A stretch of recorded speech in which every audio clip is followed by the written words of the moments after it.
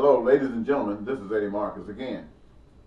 Today, high school students across the country went to visit their local authorities, their local officials in government, to try to see if they can get some necessary action to deal with these guns that have allowed gunmen to enter their schools and taken so many lives that happened in Florida just the other day, lives that happened in the past at Columbine and at Sandy Hook.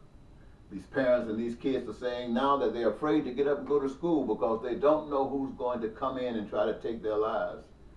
The parents have got frustrated and now they're mad. Some met with the president today and they were asking him to do something, said something must be done. It didn't matter what was done.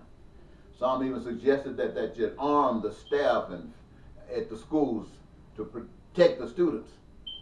I'm reminded that didn't work, and that's one of the reasons why they disarmed the West, because everybody having guns just didn't make too much sense. And yet I understand and I sympathize with all of those of you who have lost your children's lives, of those of you who are so afraid to send your kids to school because of what might happen based upon what has happened in the most recent past. But as a spokesman and advocate of basic human rights for all people, I'd like to make you aware of certain things, ladies and gentlemen, that could have led to this. There are kids that are being shot down every day in the streets, not at school, but every day in the streets with guns. Some of them are just getting up to go to the store and get a pop, never make it back home. Some of them are just walking down the street doing nothing. Some of them are sitting up in their beds or sitting up watching television and a bullet comes through the walls and take them out.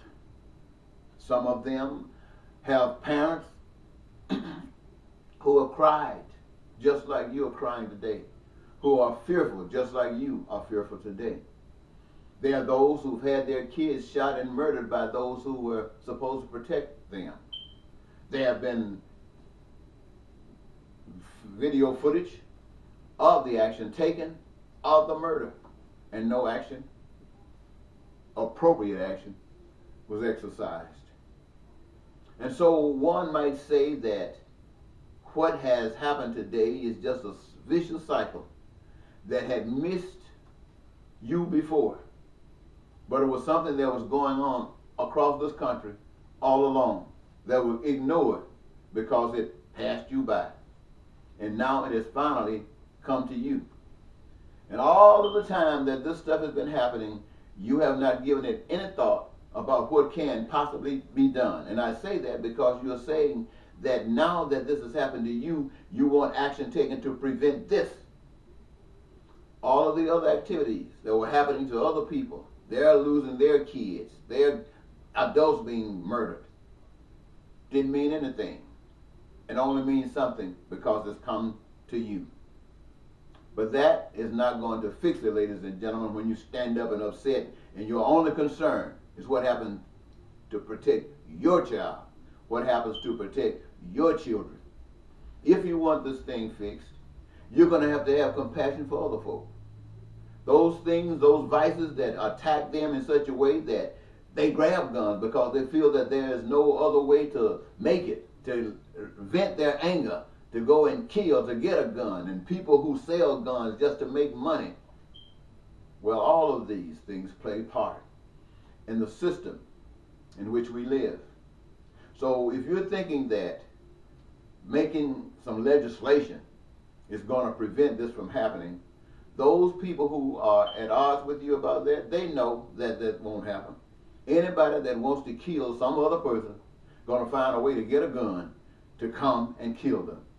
And just because you put more police around doesn't mean that you're going to be protected, because eventually your kids will be killed by those same policemen in an attempt to try to protect them. So what I'm actually saying to you is that everybody got problems. Everybody got problems. And your problem today is no more important than their problem today, because their problems have not been resolved. And if you want something valuable, if you want something for your kids, you got to pay attention to what's going on. you're going to have to recognize that this system is designed in such a way that 99% of the people are upset.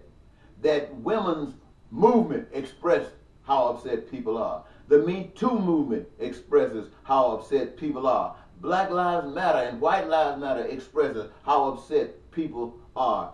Even the hate groups is an expression of how upset people are. And all of that is the fruit of the system in which we live. So we might give it some real serious thought if we want to resolve this.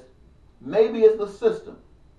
Maybe it's the system that we live in that makes the evilness, the heartlessness that pops up in us and do the things that's so negative.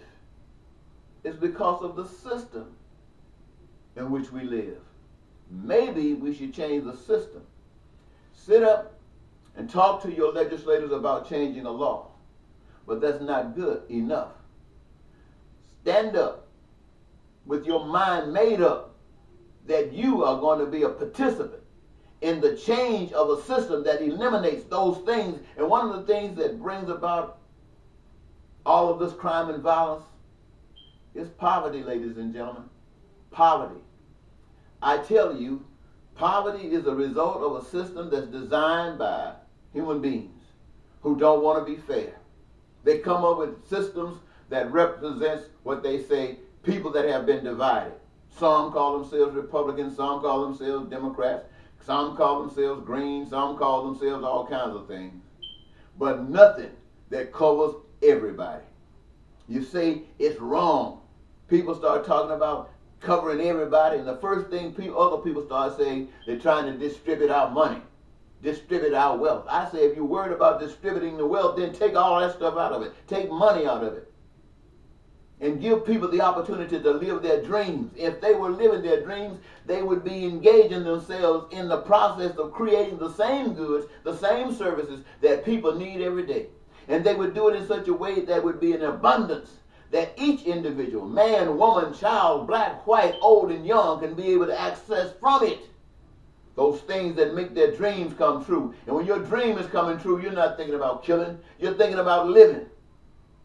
Thinking about living. It might be a hard thing to do, the way your mind has been programmed. But if you really love your kids, you better start thinking about not just your kids, but everyone else's kids. And if you really love everyone else's kids, you better start thinking about their parents, all of the parents, all of the people who are finding problems in the system needs to have it fixed. And the only way to have it fixed is to change to a system that's designed to operate in such a manner that things are fixed. And you don't have to worry about people taking guns, your kids being locked up in a school, going through metal detectors. You don't have to worry about going to the airports, being stripped down just to get in the airport. You don't have to worry about events, public events, where somebody drop a bomb on you. You don't have to worry about that stuff. Why? Because you've changed the system from the selfishness to a system that's altruistically designed to bring peace to you and yours. Think about it. Thank you.